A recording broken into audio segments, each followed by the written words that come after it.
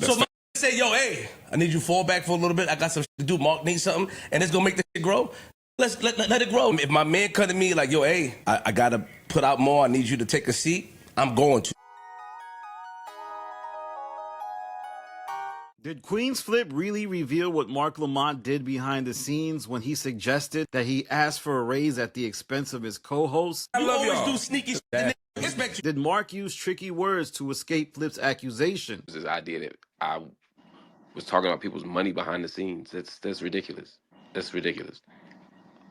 I don't really need to discuss the whole incident, but I'll leave that to y'all. I don't want to, but that's just ridiculous. And no one thinks I did that. It was clearly a joke. We joke about it all the time. We make jokes like that all the time. Just for the record, that's not how it works. Actually, I don't. Again, like I have an agent.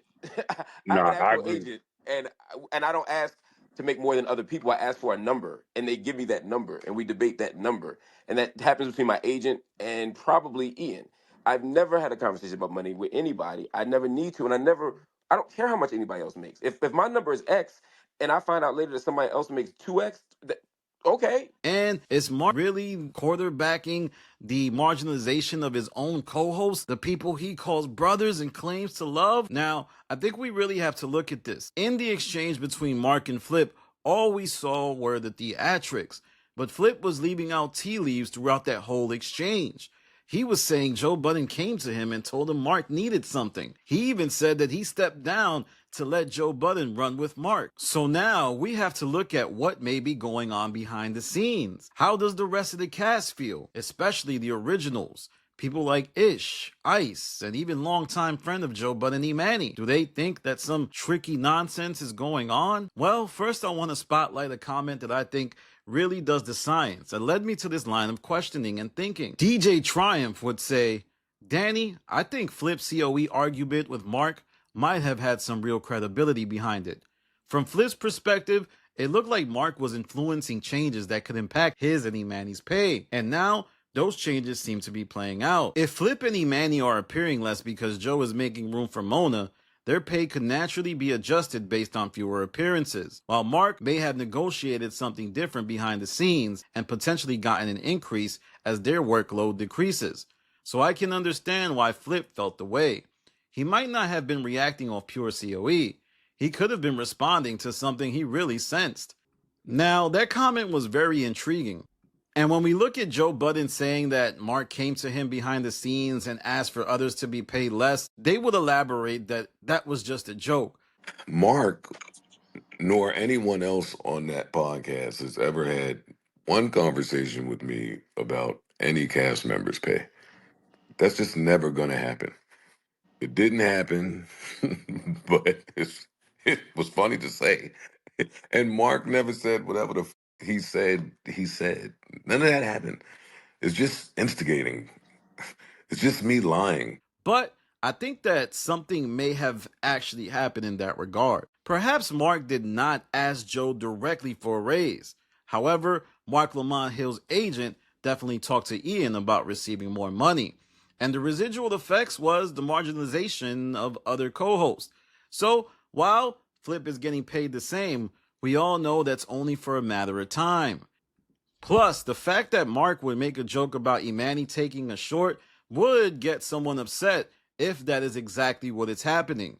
Perhaps those types of jokes that Marc is making is really crushing the morale of the show and isn't content over everything. And while Flip is extremely unprofessional and should be let go for his on-air behavior, Coming up there playing around with people like, oh, stop, enough. What are you gonna do? I'm gonna go there today, and I'm gonna talk about how you decided it, and you come up there and try to condescend and play with me right in front of the people again. Yeah. Don't talk to me up there. the fact that Marc is chiming in and even commenting on how late he is was pretty crazy. Not only did he comment on how late he was to the show, actually, yeah, Flip, what happened today? he would also comment on how Flip was late to Imani's performance. Let's see him. Flip showed up. Corey, Flip showed up when the valet was there. The show was over. They was unplugging shit. Then there's the caveat of what Marc was doing. Oftentimes we call Melissa Ford a Karen. But did Marc engage in some Karen-like behavior when he seemingly suggested that he would reveal what happened between Mona and Flip? If you've ever told me, you know I ain't never come out, and whatever ever happened that I witnessed to, I ain't never said. What secret? I can't nobody up here say nothing different. What secret? Tell you off air. I'm not even going to allude to it on That's air. anything that happened I can talk about. So if you allude to it, because you say a lot of tricky words. No, I don't. So I say regular words that's tricky to you. Looking back at this debate or this exchange, you can even tell that something happened between Mona and Flip, because it seems like Mona was trying to stop them from getting to the bottom of what happened between the two. But on a later episode, all illusions would be revealed, and we would finally see that Mona and Flip did get into it. First episode, we're going to see how red that face gets. I'll make it. No. Cry. I'm so nice to I'm quick. Because Mark ain't going to always be there. Let's move on. Mark held it down. Mark was sorry. Trying to walk away. A lot of rat that be going on. So that leaves me with the theory that Mark was trying to use that situation as something to hold over Flip, which implored Flip to take it there and say, oh, you trying to say I made people feel uncomfortable. You're not directly saying it, but in the back of your mind, you're leveraging it against me as some type of podcast blackmail. So all of these things are now interesting to look back and take a snapshot of. Flip is being marginalized, rightfully so, but what role does Mark have to play in it? Did he really ask for the cast members to be paid less, or is his presence so heavy that they will naturally be paid less because their performance isn't up to par? Last, I want to end with what Flip's way out will be. I did hit the alley. I know some people are going to say, Danny, that is sweet of you, but the lipstick alley be doing the science. And someone on there proclaimed to have some inside tea. They would say that they know how Flip will be removed from the Joe Budden network. Here's what they said. Anywho, I have some insider tea. Mark my words, Joe is phasing Flip out. When it's contract negotiation time, he is going to lowball him so that Flip quits. Flip will be offended at the new offer, and Joe will reference the past meetings and say, Flip, you said it yourself, buddy. You were performing bad. You were distracted because of personal things. I want to give you the space to focus on you. You're always welcome to the JBP, and you'll always be one of us. But it doesn't make sense for me to give you more for once a week. This is my best and final offer. This will implore Flip to exit on some pride and ego. Joe will be able to rest comfortably and say he never fired him. He left the door open. Now, I think that comment is exactly what Joe Budden would want. He even probably prefers that Melissa Ford left of her own volition versus a firing offense, which would have been more akin to Rory and Mal. Ever since Joe Budden had got rid of Rory and Mal, it's been some type of curation of his legacy. He wants to seem stable. He wants to seem like Charlemagne. And if he keeps firing co-hosts, it will look like he's the problem. Versus if people just leave because they feel slighted. This is what businesses do. This isn't what diva podcasters who fire their friends on empty podcasters do, however. Only time will tell if this theory materializes, but I think all of the tea leaves have been for us to see for quite some time. Flip knows that he is being treated bad from his perspective. He likely feels that he is the one that was able to bring value back to the Joe Budden podcast in terms of getting people to click. But the network probably thinks this is the platform, and you wouldn't even have the ability to do that unless we created the infrastructure for you to shine. First of all, you were successful under Flip the Network, but not to the extent you've become since. And how do we look at Mark? Mark wasn't held accountable. First of all, intellectuals like Angela Rye and even Olay would comment on how Flip was in the wrong. But they really didn't hold Mark to the same standard that they held Flip. They didn't even listen to the episode. They didn't listen to the lore. Instead, they chose to comment in order to garner views for their podcast.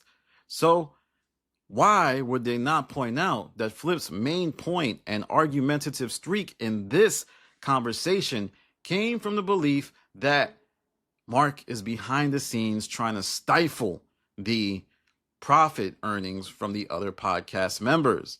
Another thing I also found interesting about why Joe would say the comment about Mark is trying to control what people get paid is that was the source of what academics and Joe Budden's conflict was at Everyday Struggle.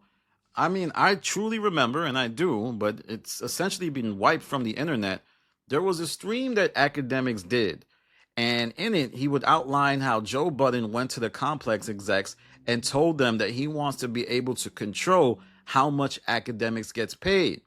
Is that what Marc was doing to the rest of the cast?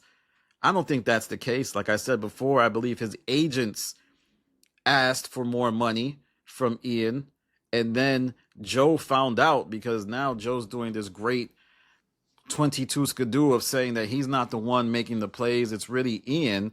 So he went to Flip and he tells him, yo, Marc needs a little bit something, and that's what starts this whole rigmarole. All right, y'all, that's my video for now. We will have to see how this goes. I think the Joe Budden podcast is still a powder keg ready to explode. And perhaps that big fight between Marc and Flip next time is going to be a fight that doesn't come out at all. Also, why did they not release an episode on Monday? They have 8 co-hosts.